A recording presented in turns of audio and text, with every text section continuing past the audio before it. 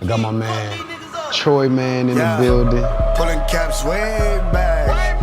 At your noggin, choose another option. Take him. If y'all haven't seen this man, he's an incredible artist. He was on Rhythm and Flow. Tell them niggas we don't know what sleep is. What's a weekend? Going mental with credentials, pockets on the deep end. First off, so I say I appreciate you. Already, brother. Thank you. I appreciate this, man. You know, we talked about making this happen. I definitely thought that this would be a cool conversation. You know, just for independent artists. You know, everywhere. You know what I'm saying, all of us that's on the grind and on the climb. So I really thought this was gonna be cool. Now, before I get into questions, man, if y'all haven't seen this man, he's an incredible artist. He was on Rhythm and Flow, very, very popular show that was on Netflix, made it to the finalist round of folks, man. And, you know, now, still pursuing the game, you know what I'm saying? Still getting it in. You got a project coming out that I don't want to give nothing about yet. Details but I do have a serious question, man. Have you seen Kanye Documentary? Yes, in its entirety. How does it make you feel as an independent artist? I connected on a lot of different waves. I hate to give spoilers, but I'll keep it brief. The production aspect, people kind of just liking him for his beats. Been through that. The label kind of ordeal going and kind of your stuff falling on deaf ears. Been through that. His mother passing.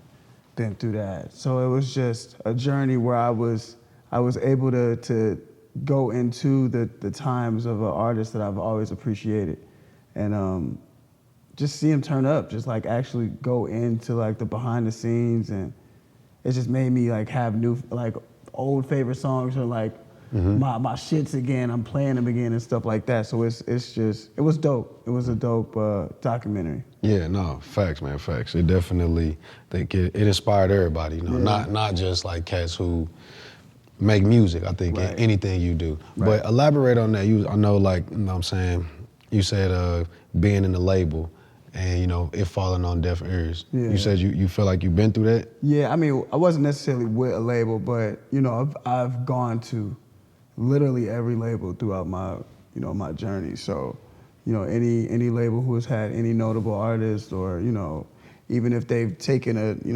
a time frame away from signing artists and stuff, and they've come back, I've been approached by everybody from Atlantic to Death Row and everybody. So I've seen it, and like the approach has always been, at least for me, when I look back on it, it's bittersweet. Like, they respond, but it's not the way that you want them to. Right. So. Is that like awkward feeling when Kanye was in the studio? I mean, the thing, and like, you saw him like start rubbing on the walls randomly because he was trying to distract himself from like them not giving him that energy. Or he'll just play something, and like one thing I appreciated about you, like if you ask to listen to something, you actually listen to it. A lot of people, like when you display your art to people, like they, their body language, or maybe what they're doing or what they were doing before, begins to take over, and you can tell that this person doesn't really give a shit. They're kind of detached. You know what I'm saying? Yeah. It doesn't really care about what you're displaying. Yeah. So it's like, that's what I've what I've experienced. So like just seeing how certain songs have had such a huge impact in his career in the beginning, and all of these songs that that we love once he detonated with them. A lot of people didn't recognize the potential of it. And you definitely, you know that energy, like, that feeling you know is it real. enough to where it's like, when they giving you all of the energy, and you know when it's not like there. So let me ask, man, we talked about Rhythm and Flow, like, how did that happen? Like, how did you get on that motherfucker? It was God, man. That was God. That's a key. Like, of course, like there's, God is everywhere and in everything, so it happened via auditions, of course. But when I look back at it, at least for me being the person, the user, the person that's, doing the actions and shit, man, not even 4 months before that, I was in California. I moved out to California because my mother just passed, to rekindle the relationship with my dad. So, but California got too steep. Oh, God. Too fucking expensive. So I moved back, and I was kind of out of it with music, kind of just really slumpy, just kind of coming out of depression and shit, recovering from my mother.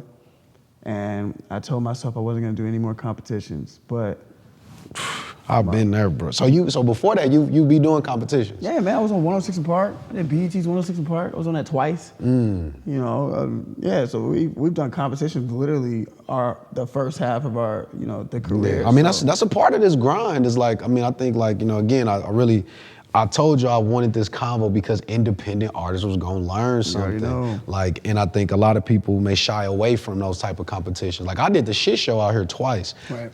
Did not get on either one of them bitches. And it honestly was discouraging. That's just with me coming out here to Atlanta now. And I done won some other ones that was cool, but like, the ones when you don't get it make you feel like, I be feeling like shit. I mean, yeah, like my whole thing about it is, hip hop is a competition already.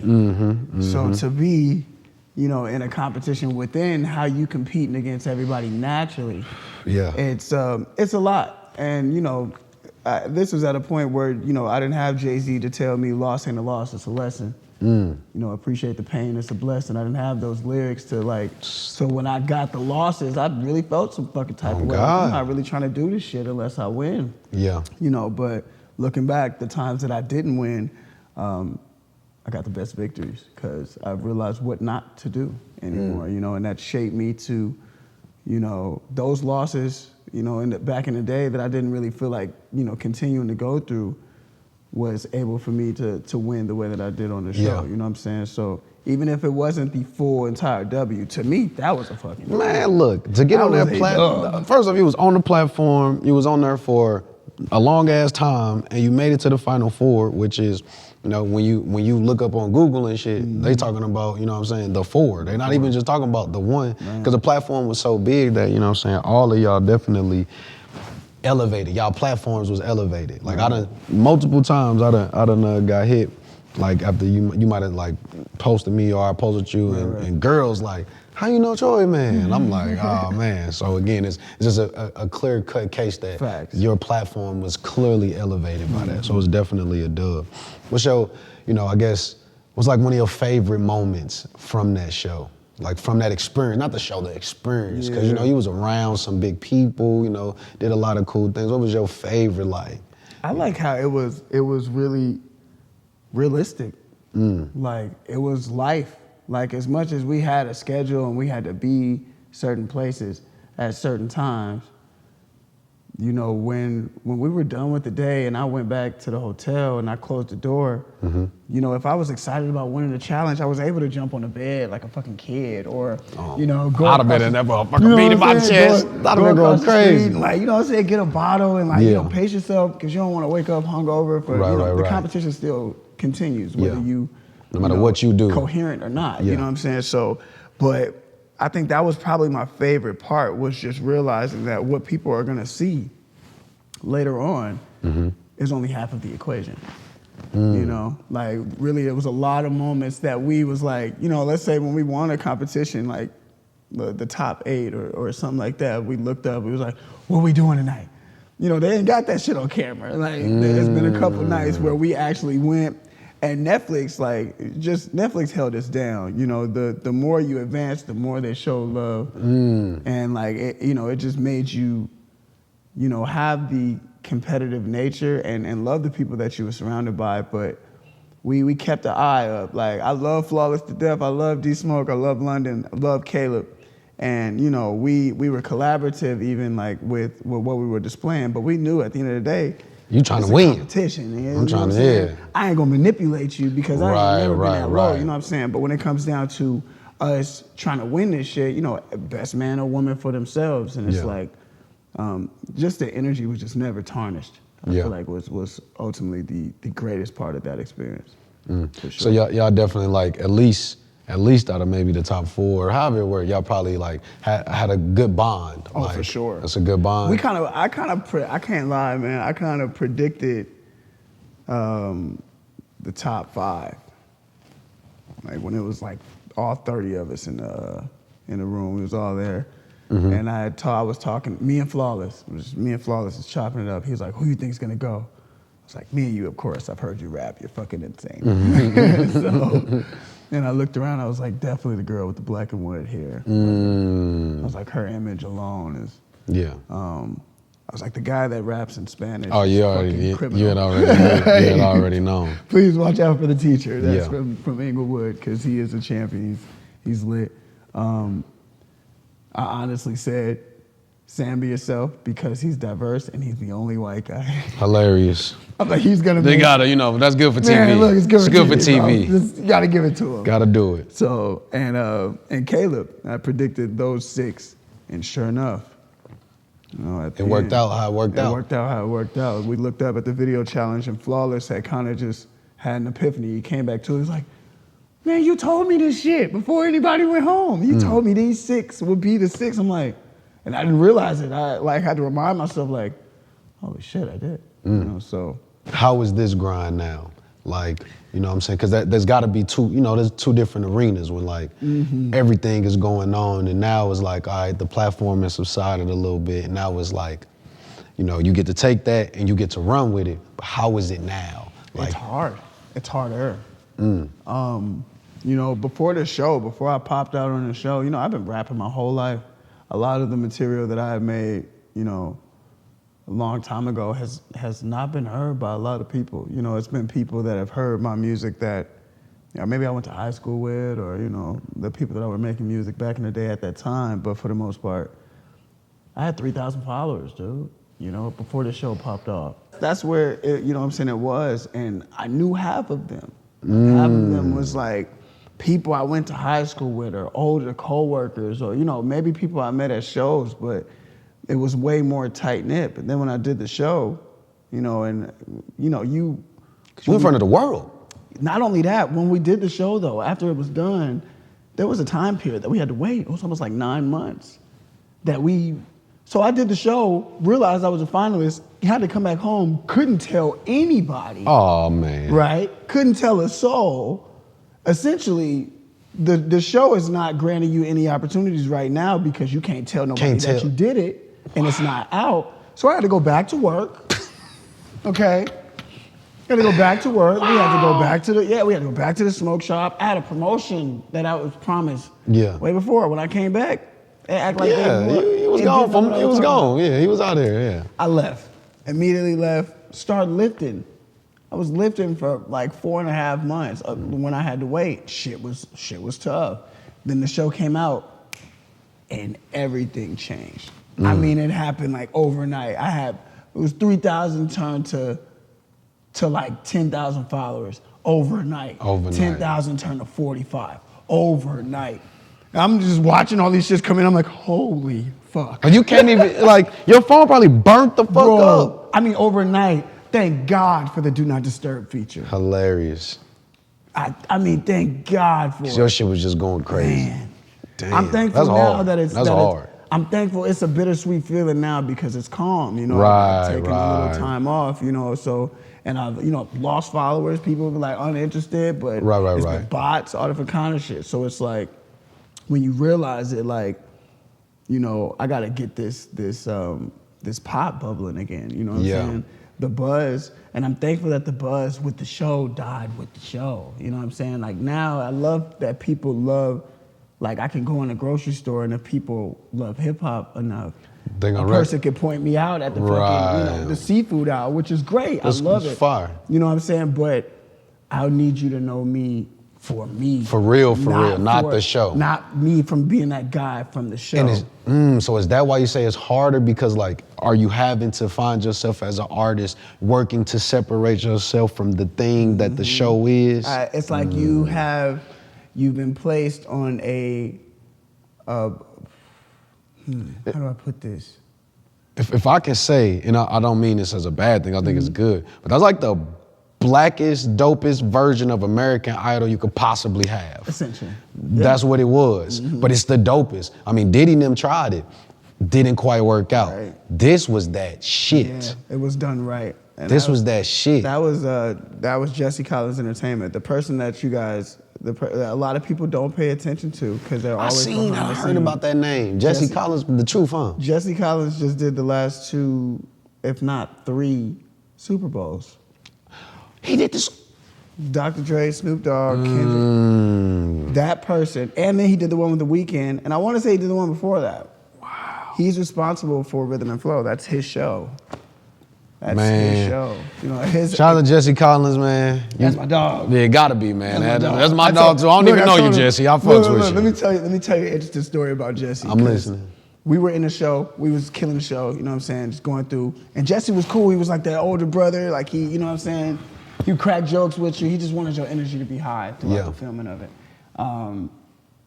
But there was one challenge that we passed, and it was like all 6 of us in the room, and Jesse and Dion, all the execs and stuff came in the room, and they had never came in the room before. So it was like, so y'all kind of on pins and needles. oh shit, yeah. Like so they came in the room, and Jesse's talking, and he's like, I just want you guys to know, first off, congratulations for making it this far. Give yourselves a hand. We clapped it up, and he said, you know, I need you guys to keep going. Like your drive and you know, with the music that you're doing that's brought you this far, keep going. But I want you guys to know you guys have made it very far in the show. Your lives are gonna change once you guys go back home from this point. You 6, no matter if you finish last or if you finish first, all of you guys' lives is gonna have some drastic shift. He said, and I quote, "The hard part is when you go back home." You think this is hard, this is difficult. The hard part is gonna be when you go back home. And I get it now. And in the moment, I didn't understand what he was saying. But now that the show is over and me spending the time being away from the show, I get what he's talking about. Is it so? And I'm predicting, I don't know what it is, but so was the difficulty? First, it was the initial rah rah rah, and then there's that part, and then it's the dealing with the thing slowing down, like the show slowing down, and now it's like the reality that people are putting on you.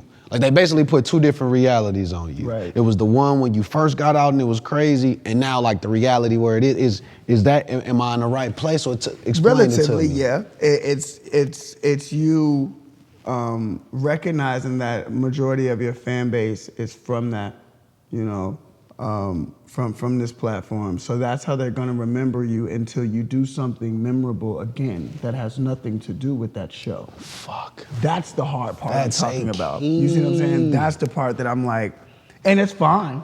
I don't feel like I'm incapable. Right, but that's the journey. That's gonna be difficult, and especially with how I deliver it, because you know, Tay came through. My brother Tay came through. Even when we were doing the last challenge, how we delivered with that challenge, you know, was strong enough for him to go behind me and say, right after the performance, whether you win or not, I'm gonna do a tape with you. We talking about Tay Keith? Tay Keith. Let's talk about that. Yeah. So you about to drop a project with Tay Keith. How does something like that feel?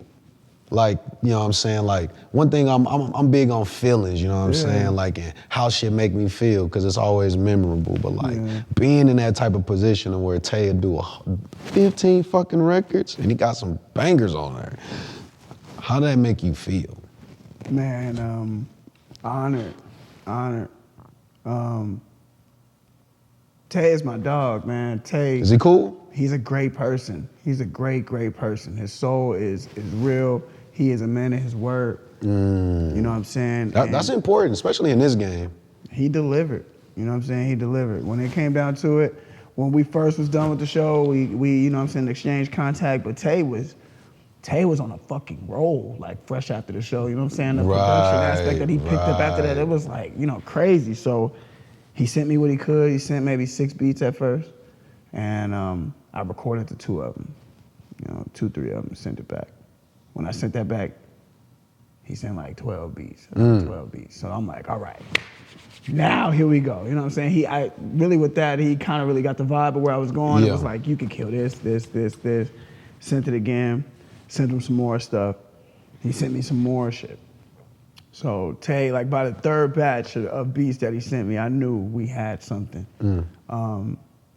And more than it was about me displaying what I wanted to display fully, I knew I had a job to do because these people love the song that, you know, came from the finale of the show. Streetlights is one of the more popular songs, you know, from the releases. So I knew I had to be in that vein, not necessarily do a bunch of the same shit. Right. But I knew that's what people was. I ain't gonna say it's the game, Right. But you do have to be privy to what your audience appreciates. That part. And you gotta, you know what I'm saying, you gotta feed them what they like, you know what I'm saying? If I came for steak, you know what I'm saying, I might not necessarily want Brussels sprouts, you know what I'm saying? Like, I might just want some steak today. Facts. Please and thank you. Facts, and I'm grateful I can recognize what that looks like. Yeah, that is awareness. Yeah. I think a lot of what I'm hearing from you is awareness. And I think that a lot of artists don't have that. There's a lack of awareness. And people in general, but art specifically, and artists, rappers, you know what I'm saying? Even more so rappers. It's definitely a lack of awareness. Yeah. I think that shit is very important. So it's dope to hear, you know what I'm saying, like the level of awareness that you have. Yeah. So it's a line. You know, we was talking about your following going up, and I heard a line. I think it was from Numb to It, yeah. And you talked about going from no check to blue check. Like that was just one of the things. I know I'm not getting the lyrics specifically right, but that thing though, was the groupie love real? Yeah, everywhere. That's wild, bro. Well, you know, Netflix. I had to really realize the extent of Netflix and the show. You know, and the platform, how far it goes. We think America is it. Man, I was in 92 countries. I had women and people and DJs and artists hitting me up from places that I've never heard before in my fucking life. I'm like, yo, what place is that? I ain't never heard of this place. But like, as far as the groupie love, it was a dumb amount of it. But I didn't feed into a lot of it. I can definitely say I'm a man. I fed into my type. You know what I'm saying? Right. I mean, that's natural. That's natural. Exactly. But I think the more I was exposed to it, the more I saw it, the more I started to see the true ugly nature of it. Like I know in my career as an artist, you know what I'm saying? There's certain things that I know, like as an artist, I would do it differently. If I could go back and tell my younger artist self, go left instead of right. I know I could think of moments like that. Do you have any where you like, you know what, I maybe could have handled this differently, or I maybe should have zigged when I zagged? Do you have anything like that as an artist? I would probably say, stop being so fucking nice. It's my journey. I've realized how a lot of people have taken advantage of what I can do and my capabilities because of how nice I am. You know, like I've given away a ton of free beats to people who don't even have the time to know what the fuck to do with it. Hold on, man. You just said this one time already. So you make beats as well? Yeah. I'm a producer. I write for people. There's certain artists, man, that you'll hear a song come out, and the artist that put out the song, I would have written like 6-7 records for them, and they have it just in their arsenal. They just have yet to put it out. So it's like, these are R&B artists, rap artists, like, you know what I'm saying? Countless amounts of people that I write for. Some people want beats. But, you know, recently I've been in a point where it's like, are you worthy? Can you deliver on these beats? Because, you know, when it comes down to flooding the market, I can put my shit on fucking Track Train right now and everybody can lease the beat for $30, you know, but if you trying to exclusive right, sell that shit, and then sell it to somebody that you know could take your song from here to here, then, you know, you gotta be a little more, you know, stern with your art. Has your view of the industry changed? Definitely. Definitely. How so? It's not as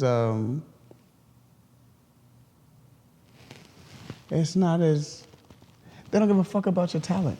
They don't care about how talented you are. Talent hasn't won in a while. Like, I've realized that, like, with the industry. I used to, when we came up in the industry, like in the early 90s, late 90s, early 2000s, and we really used to pay attention to the music that was being put out and how these people were doing it. It was an abundance of quality, but shit, everything has changed. Everything is flipped on its head. We used to sell physical copies, now niggas are streaming. You used to get damn near the full percentage of how much you would sell on a physical copy, and now you're getting 12% of your streams. So it's like, it's the industry has just truly shown how much of an exploitive, power it is. You know, there's a lot of people in the industry that don't. It's just not really. It's hard to trust people, and you know what I'm saying. You have to go in with a facilitated team, and I don't know. You can just tell the intent of the industry is not necessarily gonna line up with yours. What is success look like for Troyman? For the longest, man, it used to be, I need this amount of money and want to be able to do this. I didn't realize when me looking for success in that area, that success had been happening under my nose the entire time. I just needed to kind of, pivot my vision into that direction. Success is being able to inspire, And I've been doing that. I'm thankful that I've been able to do that. There's countless amounts of people that come to me and tell me, man, I love what you did with this song, or I love this video, or I love that. And it's like, man, that's fucking dope, bro. Because that's like the reason why I do this shit for real. Yeah. Like, of course, everybody wants to, monetize their art. They want to be able to make money, make a feasible living, and things of that nature. But it'll come if you start to focus on the things that you haven't paid attention to at most, like, to inspire. Dope, I inspired him. How can I inspire 100 more people like him or 100 more people like her? And then once you get it to that point, people will throw their money at you. You just got to focus on the inspiration, like just on what it takes for people to be drawn to you. And, and I haven't really tapped into that since these last, 4 years, for real, So it's always been about how can I make the most money or how can I, do this or that. So I've been thankful to realize that, inspiration is the greatest currency for me. Just to revisit the project that you got coming out, man, you know what I'm saying? I just want to, that's about to come out. I want to give it, you know what I'm saying, give it the love that it deserves. Like, is there a record on there? Well, like, what's your favorite record? And like, what is it? I know you about to drop. What's the record called? Is it Inevitability? Mm-hmm. Okay, I'll just make sure. There's a long ass word. Long ass word. I ain't want to fuck it up. But it's called Inevitability. I know that's the, first record you dropping from it. Yeah. But outside of that, is there a record that you like? No, you gotta hear this shit. My favorite. Ooh, you got some heaters on there. And the minute I go to say the one that I think is my favorite, I think of 3 more, and I'm like, I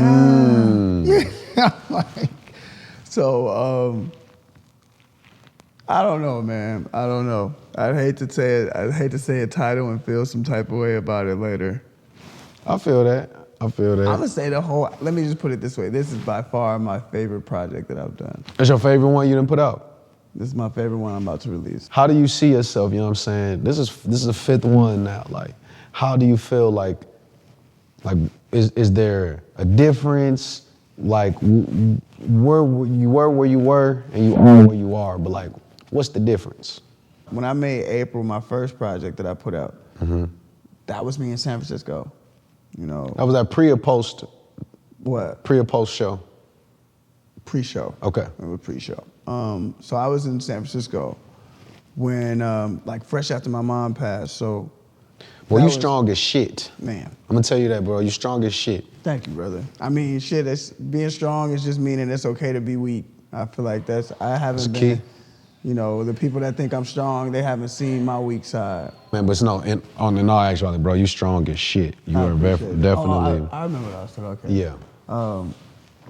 It was, once I moved back there, I do a lot of this shit on my own, man. A lot of people don't know. Like, I record myself, I mix myself, master. Shit. Half the times I make my own beats. Just he took over this project. So since I've been so involved on literally everything, the beats, the recording, the mixing, everything. So it's just trying to iron sharpen the blade with that. Just make sure that you learn as much as you can. Don't. So for the new fans, you know what I'm saying, and the old ones, who is Troyman? Troyman, man, at first when I used to come up, I would say Troyman is hip hop's big brother or superhero. You hilarious because you're making fun of yourself. Yeah, so I'm very exactly, interested to see what's next. You know, I used to tell myself that a lot because I am a big brother. You know, it's natural for me to, you know, just think twice about my decisions because there's other people watching me. So, but Troyman right now, honestly, is it's lava. Just fire. Just fire. Just something that just will burn you. You know what I'm saying? Like just creatively, talent-wise, it's just more than it's focused about me being a figure or a superhero or just, you know, a big brother and stuff. Just realize it's real over here. It's love over here. Yeah. And if you can appreciate that, you know, being placed in the talent and creativeness properly, then you're gonna like what you come across. Yeah. Well, man, this was another art-to-art conversation, man. I gotta say, bro, I am very appreciative that you know what I'm saying, you know, allow me into your space like that, you know what I'm saying, and get the opportunity to interview you, bro. I definitely think independent artists everywhere can learn something, you know what I'm saying, from your journey, where you are currently, your awareness, like all that shit that you was saying, bro. You was saying some very powerful shit. Again, I think the main thing for me is awareness. Yeah. Because on my end, so when I look at somebody who's been on a show like that, you wonder what do they think, you know what I'm saying? Like, and again, like where you are with it, you got a bright future, and I think the biggest reason to me is the awareness. Because you can make moves when you're aware, you know what I'm saying? You can make moves when you're aware. But I'm excited to continue to see the journey. You know, we definitely got to get a record or something there, you know what I'm saying? Shout out to my man's Dom. Shout out to Dom. We already got one. Random, we like accidentally got a record together, but we got to get an official record together, man. But I appreciate you, man. You know what I'm saying? Another art-to-art conversation.